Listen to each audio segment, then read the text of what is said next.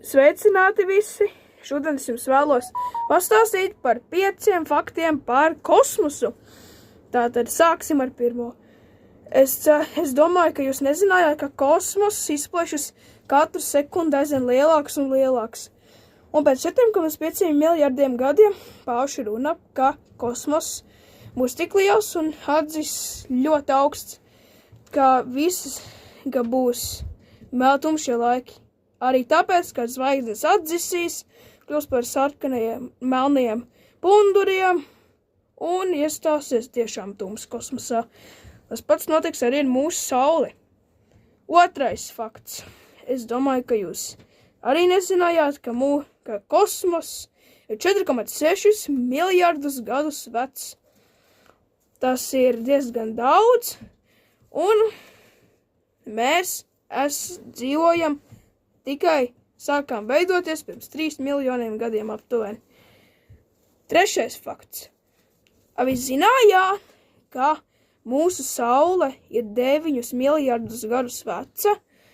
Tas ir gandrīz kā 10 miljardi, un tas ir ļoti daudz. Pēc 4,5 miljardiem gadiem saule pārvērtīsies par sarkano milzi, izplatīsies un apēdīs Merkūru, Venēru un arī Zemi. Bet pa laimi mēs to nepiedzīvosim, jo tas būs ļoti traki. Ceturtais fakts. Es domāju, ka neviens no jums nezināja, varbūt zināja, bet jūs nezinājāt, ka tā ir īstenība. Tā diez vai arī ir īstenība. Zinātnieki uzskata, ka visums izveidojas no lielā sprādziena. Teorija tāda, ka no sākuma visums bija mazs burbulītis, bet tad kaut kas notika un izveidojās milzīgs sprādziens. Un kosmos izplatās ļoti ātri un bija vairākus miljonus grādus karsts, vai pat miljardus, es precīzi nezinu. Tas ir ļoti karsts, es noteikti negribētu tādā temperatūrā. Un pēdējais. Zeme ir 4,5 miljardus gadus veca, un Zeme vēl ilgs 4,5 miljardus gadus. Jūs jau zināt, tad saule aizies, izplatīsies un mūs aprīs.